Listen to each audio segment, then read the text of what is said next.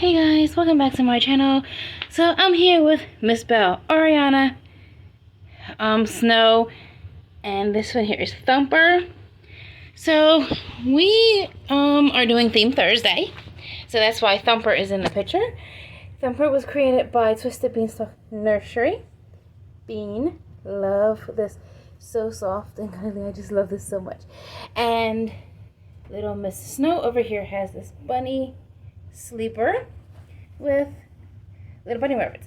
Now, the other theme, and I know Miss Belle is not wearing bunnies, and I know Miss Ariana isn't wearing bunnies or Peter Rabbit, but I thought it'd be really awesome to read the tale of Peter Rabbit to everyone. I actually finally found something that's Peter Rabbit here where I live. This was actually at the Dollar Tree, and I picked one up for my sister, for my niece, and then I picked up one for the Reborn Nursery because I figured why not, right? So I'm going to read this book to you guys. So grab your Reborn, sit back, relax, and listen to a cute little tale of Peter Rabbit. So stay tuned for that, guys. Okay, guys, I hope you guys can see the babies. So, the tale of Peter Rabbit. Let's get the story started, guys. Okay. Once upon a time, there were 4 little rabbits, and their names were Flopsy, Mopsy, Cottontail, and Peter. They lived with their mother in a sand bunk underneath the roof of a very big fir tree. "Now, my dears," said old Mrs. Rabbit one morning, "you may go into the fields or down the lane, but don't go into Mr. McGregor's garden. Your father had an accident there. He was put in a pie by Mrs. McGregor." Oh my goodness. So here's the big old tree that they live in. And look, here's their mama. How cute. Don't forget to show the babies. How cute, right?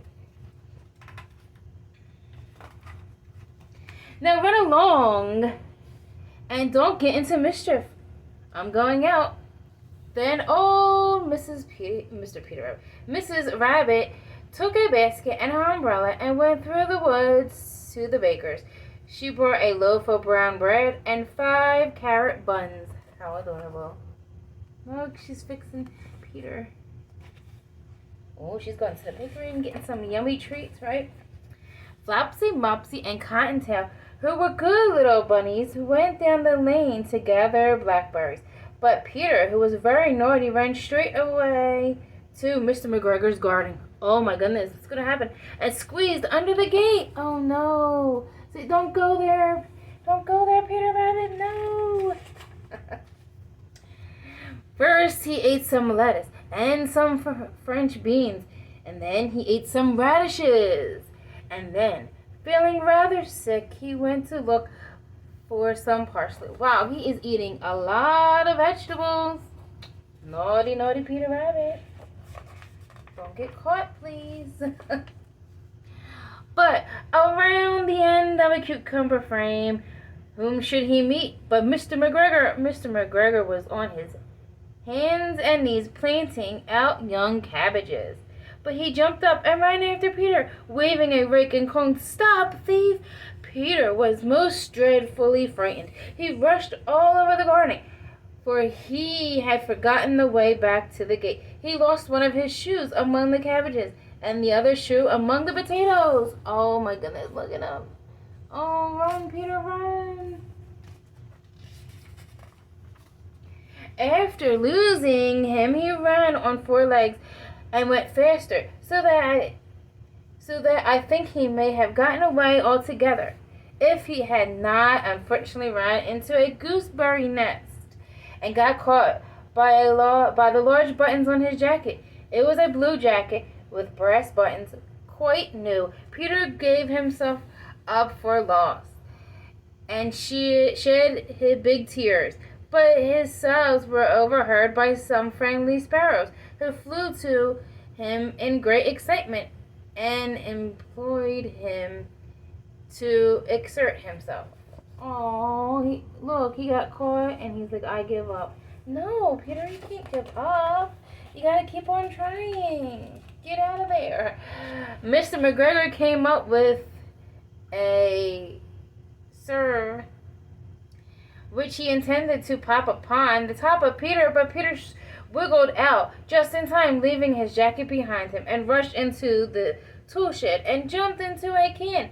It would have been a beautiful thing to hide in if it had not been so much water in it. Oh no! Mr. McGregor was quite sure that Peter was somewhere in the tool shed, perhaps hiding underneath a flower pot. He began to turn them over carefully, looking under each. Presently, oh no, Peter sneezed. Achoo!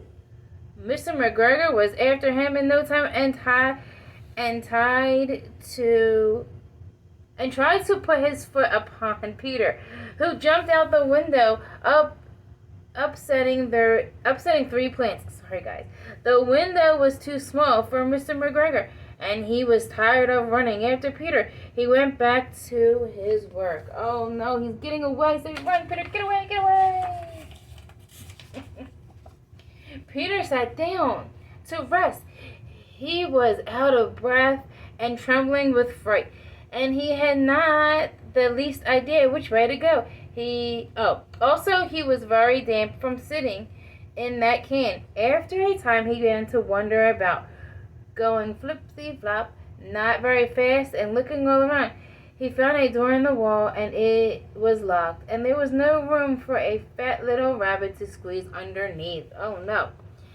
An old mouse was running in and out the stone doorstep, carrying peas and beans to her family in the woods.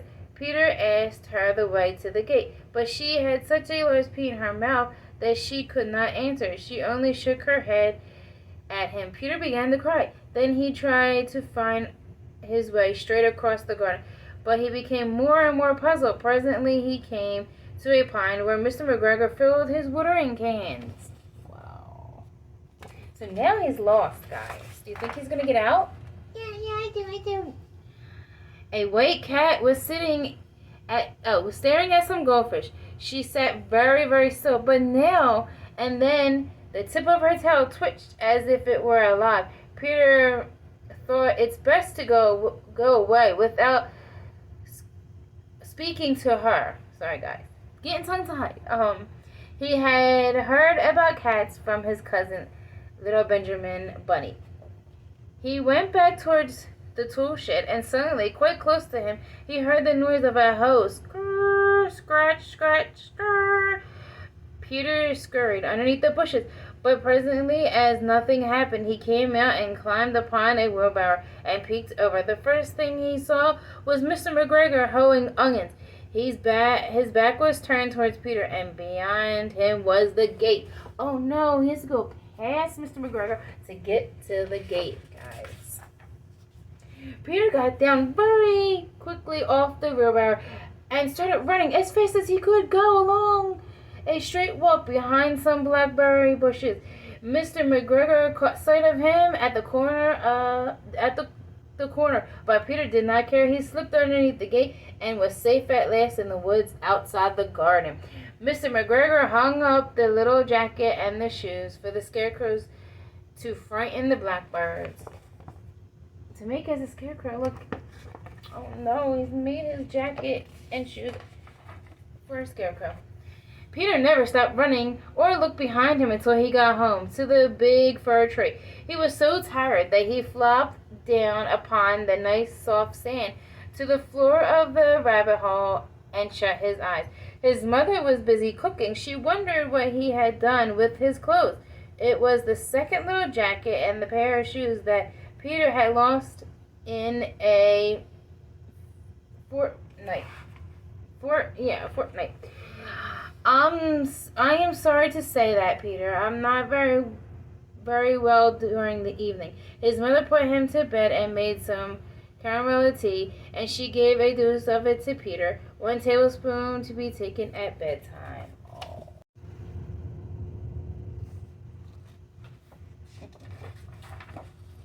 But Flopsy, Mopsy, and Cottontail had bread and milk and blackberries for supper. But Peter Cottontail didn't have any. See? How cute. Guys, I hope you really enjoyed today's little video and this little story of the tale of Peter Rabbit, because I thought it was super cute since I really don't have any Peter Rabbit clothes, which I would love to have some, but you know, they don't sell it around here, not even online, which is weird. Anyway, so I hope you guys liked today's theme Thursday. Don't forget to like, comment, subscribe, share, and I'll see you in my next video. I love you guys. Bye.